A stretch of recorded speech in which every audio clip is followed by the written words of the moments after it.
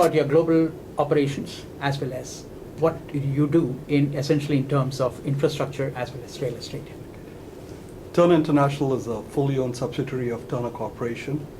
Turner, we are the biggest general contractor in the United States, and we have 16 offices globally that primarily focus on project management services. That's what we do. Our core services outside the United States is project management services. Some of the iconic buildings we've built around the world are the Burj Khalifa in the Middle East. We were part of that. We've done the clock tower in Mecca. We've done the CCTV building. Taipei 101. So we are known as a high-rise builder, complex projects, hospitality. So we have 16 offices. We have broken down into 5 different regions between the Middle East, Latin America, Southeast Asia, Europe, and India. For us, India is the most exciting prospect we have. The last decade was all about the Middle East, and that was our primary focus. The next decade, we are excited about what we see India has to offer. We've been in India since 2008, and we have a very strong team here, a core group between Delhi and Mumbai. We are focused on growing into South between Hyderabad and Bangalore. And it's an exciting time in India with the new government policies and everything else that's coming into play. We are really excited about the opportunities India has to offer to us. Okay, Abrar, now tell me,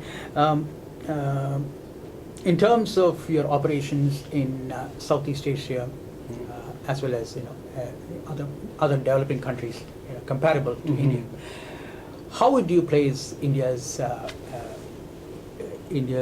position in terms of business?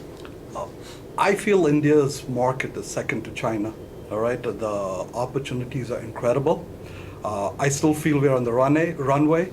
We've gained traction. We haven't taken off yet. So we all have our seatbelts on. We're ready to go.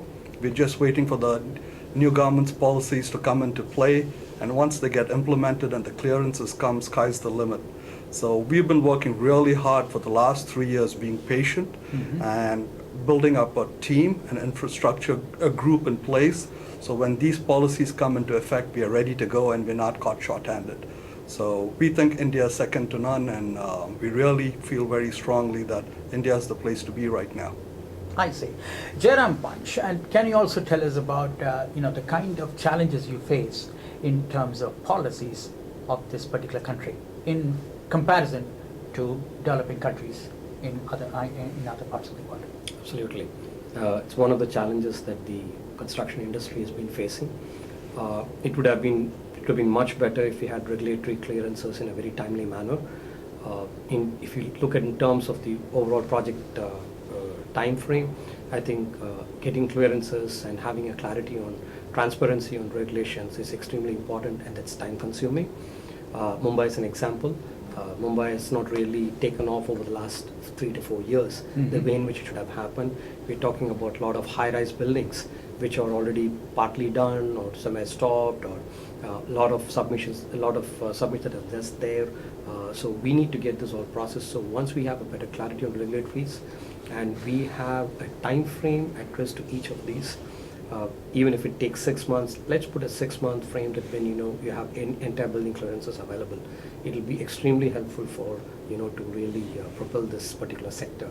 I feel that would be really welcome change. I have a very related question to that, but before that, let me ask Karen about the group itself. What is the structure of your group in US, and how do you operate worldwide? So, as the CFO of Turner Corporation, we have 2 main subsidiaries. One is focused on the United States, which is Turner Construction. All right. And the other subsidiary is Turner International, of which Abrar is the leader of that whole entire group. Okay. Now, Turner Corporation is a wholly owned subsidiary of the Hochtief Group. And the Hochtief Group is primarily owned as a majority-controlled investor by Grupo ACS in Spain. So that makes us part of, I think, the largest global construction company in the world, with Grupo ACS having 36 billion euro in revenue in the past year. The major strategy of the group, in addition to focusing on the building segment, is to be the predominant global provider of infrastructure development, including public-private partnerships. All right, Karen, I would, delightful questions on public-private partnerships, which you would like to delve into. But let me ask Jairam again about the number of approvals is one question that most of the developers of urban infrastructure would ask, including the real estate. What is the number of approvals required in a developing country like India, in your experience? What has been the number of approvals?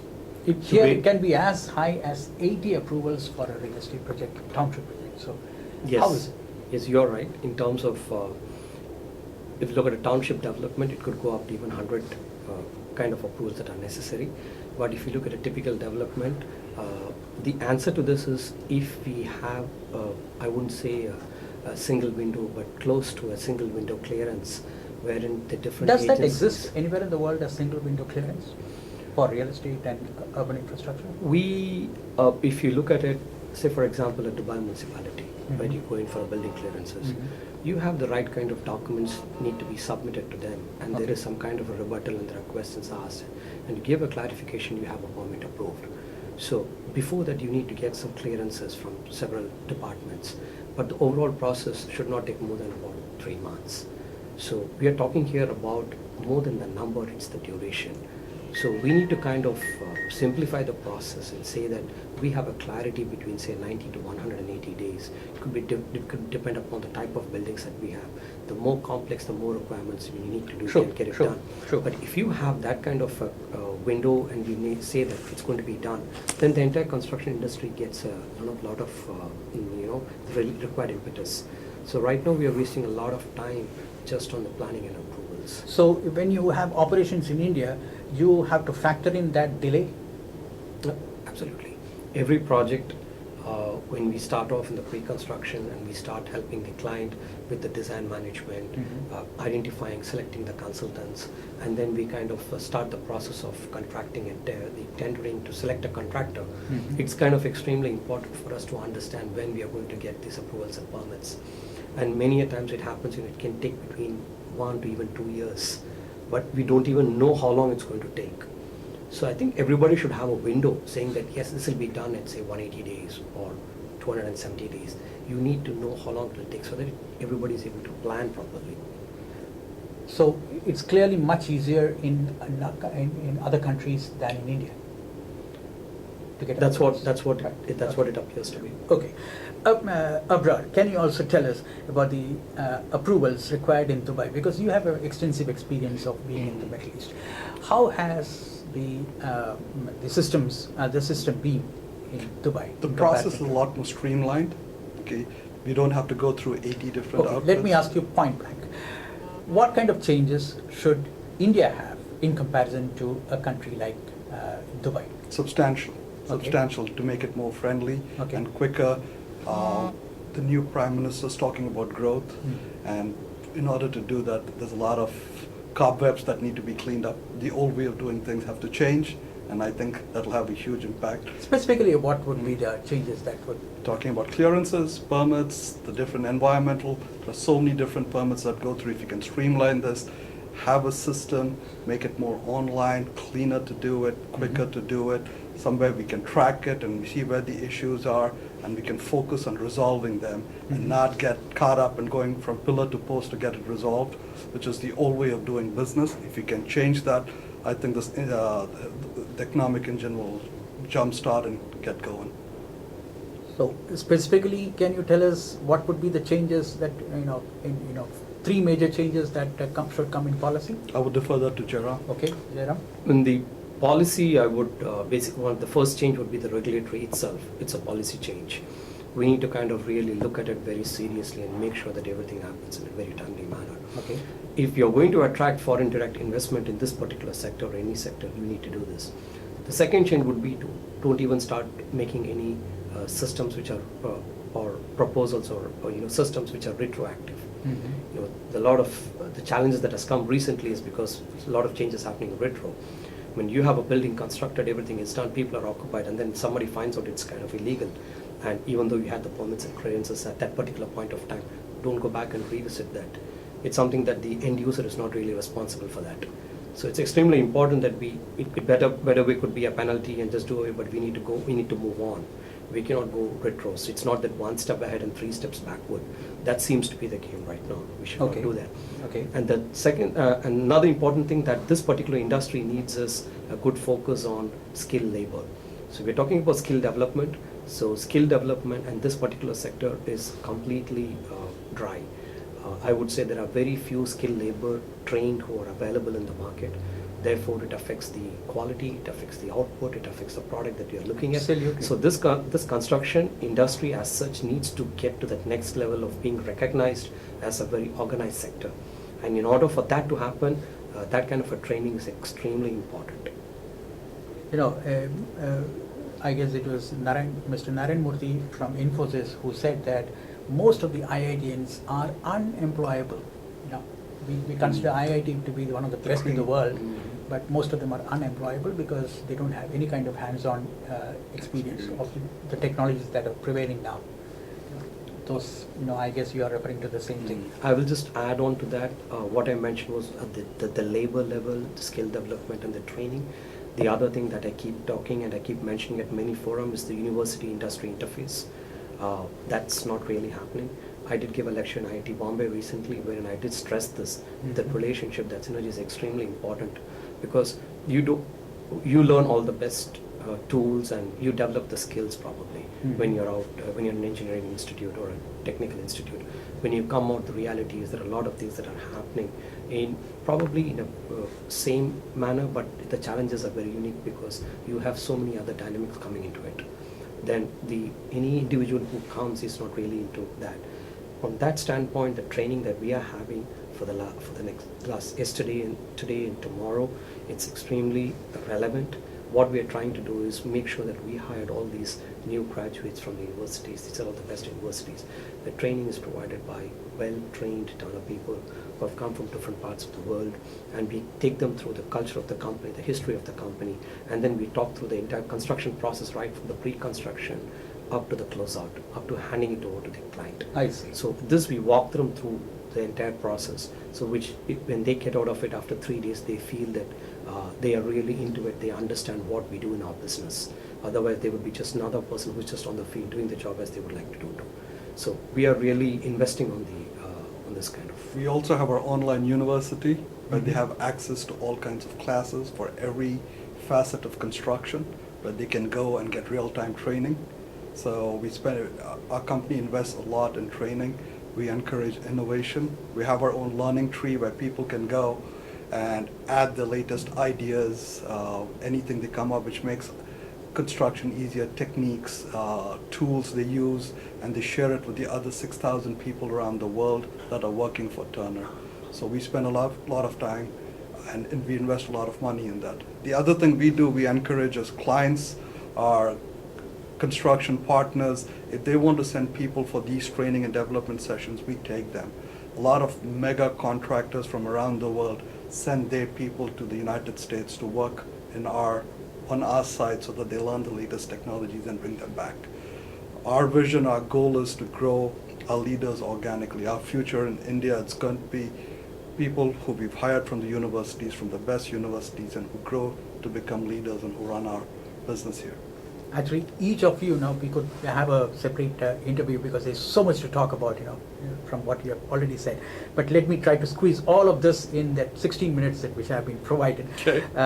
Karen, let me also ask you now, which is one of the very important issues that we often deal with on every day when we talk to developers and the intermediaries in urban infrastructure. One is about innovative financing required for infrastructure growth. The government has been repeatedly saying that we need innovative financing. You come from a country which is so developed in terms of very, very mature, in terms of financing. What kind of new products that can help infrastructure growth in terms of financing? Can you just tell us about innovative financing required in India? That's a very good question. The United States certainly has a very well-developed capital market system in True. terms of capital, volume of capital, access to capital, and developers have that. Other countries, though, like Canada, where we also do business, and in Europe and other parts of the world, do rely heavily on this public-private partnership model, which I would consider to be a fairly innovative form of financing for big projects. I would actually say the United States is not yet where many of these other countries are. Okay. It is something that we're, as a government, trying to figure out how to work, but I would say it could be a very interesting opportunity in different sectors, perhaps, than have been done in the past. In social infrastructure, more on the building side and things like that. If I ask you a pointed question, why do you think PPP recent times, many of them have failed, many of them have not taken off, and of course the reasons might be quite obvious. Why should that happen only in India? Why is that PPPs fail in India? Well, I think, and I'm going to talk in general, the failure of PPPs actually comes from somewhat of the contracting model. There really needs to be an equitable distribution of risk sharing between the various parties. And when PPPs originated, many of them were based on the concessionaire taking on the risk of, let's say, a toll road and how many vehicles were going to pass by. That's not something that makes sense from a financial standpoint, so that model has essentially gone away, and now we're just talking about availability commitments. So the concessionaire and the team make available a particular piece of infrastructure, or in the case of social infrastructure, a hospital or schools. When it's available and it's turned over to the operator, then that model works. And so there's a lot of structure around the successful PPP models in Canada and in Europe that I think we really would need to look at for India to see how can they be made more comparable to those models that have been successful in other countries. Karen, the other issue is about the amount of or the availability of research material or the material available to take informed decisions, which may not be available in India. Do you find that as a challenge in India? Well, certainly available information is very important to being able to make an informed decision. And all the things we've been talking about here with Abrar and Jaram about the policy framework, the legal framework, and all of those factors are going to have a big influence on the success of PPPs. But you do find it as challenge that information is not enough to take decisions. I'm going to have to, especially in terms of financing. Financing. I'm going to have to refer that to Jaram. Abrar, would you like to say something on that? I defer to Jaram. This is his forte. I would I probably think this PPP model took off very early. It focused on the infrastructure, primarily the road and tolls, and then we have all the airports that was done and the ports. If you see there is a failure or lack of interest or what we call in whichever form fashion, but I think it's more related to the land acquisition. I think played a very important role because that's what Prime Minister tried to address it by way of how we can collectively take the land and to make it for development for the industrial houses. So primarily, I think that's what is the reason. As a foreign player, are you disappointed with the recent developments in the last 2 days? That the land acquisition bill, which is now being proposed, is exactly what the earlier UPA government has said, with consent required from the landowners, those kind of things which have come back to the bill. Do you find it very challenging now? Are you disappointed? The better way, or rather an option that could have been proposed is instead of kind of forcibly asking anybody to kind of part with their land, is there a way they can also start participating? You can explore a lease model. You can explore so many other options that are available by which they give them a stake. Exactly. Give them a stake. So that's probably what I would be thinking as, because if anybody you say that you have a land for the last 1,500 years and you want to take them, I don't think anybody feels good about it. Because if you're talking about the rural areas, the land is a primary, it's very emotional statement, and it's also a power statement. You know very well, farmer who holds land and a farmer who does not hold the land, there's a big difference. True. So we should have evaluated different models, or it could be just like what we do in so many urban environment at the 33 years, 66 or 99-year lease period. You want to do that, probably different options could have been explored. That's what I would probably think. Abrar, quickly, can you also tell us about the kind of differences that appear in India? For instance, here developers can actually sell the project first and then start developing it, which is quite unique to India. Do you find it that way? approvals coming later on, approvals, Mm. all the approvals don't come in the beginning. People actually have custom advances, actually the project is first sold and then, but you don't find that very funny in India, I think it's a challenge, and it's evolving. Malaysia was in a similar situation, I and the see. law came in I see. where you have to have a finite end date, Uh-huh. and they have to, developers, when they commit and when they launch a project, they have to meet the date. There are substantial penalties if they don't, and there's other avenues which the end user has. And I Mhm. think that is something that's going to evolve in India as this residential boom continues or comes back. I think there will be a focus on that, and that needs to change. Let me get to the last question, that is about your future plans in India. Mhm. Abroad. Can you just tell us about what you think you would be in the next 10 years in India? We are extremely committed to India. This is our primary focus. We truly believe that this is the next bastion. And Middle East, we have been extremely successful. We have been the market leaders there for the last 20 years. We think the next 20 years is our focus is on India. Our goal is to make India the hub for our Asian operations, Okay. which would be about 80 to 85% of our project management consulting group's revenue. So that's our focus. We're putting in tremendous amount of effort, building in teams, making it, and hoping that this all comes together. We are patient. We're going to wait. We're waiting for the right opportunities. It's very important that we don't become a commodity because the services we provide are unique. We want to work with clients who appreciate what we bring. Our assets are our people. We do not bring equipment. We bring innovative technology. We bring our Which is most required in this country. which is what it's. We like to think outside the box. We like to work in a collaborative fashion. We are not a company that likes to work adversarially. Compliance is a big issue for us. We are proud of who we are as a company. We work with the highest integrity. So these are the things we believe in, and we think it's going to take us time for us to get to where we want to, but we have the patience. We will work, and we will grow it the right way. Can you just add about how you would what would be your status, or what would be how the company would come about in the next 10 years? In India? I keep pulling him back. He wants to run, and I say, slow down. Let's find the right opportunities. The decisions must be taken faster, as we say that the country is moving ahead. So we all need to be collectively participatory on that. Okay. We need to. The opportunities are very good here, and I think Turner is going to be in a specific market. We are not going to become a commodity that we can be there everywhere. Mhm. Since we want to do it right and want to have an organized growth, I think it's extremely important for us to stay focused. And I think with all the things, with the macro economy taking shape, with the stability in the political environment, it just kicks some momentum there, and that momentum is more positive. Once that happens, it's all kinds of development will start happening. So right now the phones are ringing, and we feel that I think we will be able to make very correct choices whom we want to work for. You're happy with And, your order books? So far, yes. We always say it could be better. Better. That's what he would say. But we are there. And we feel that's the reason why when we use 50-year celebration, India is a good launch pad.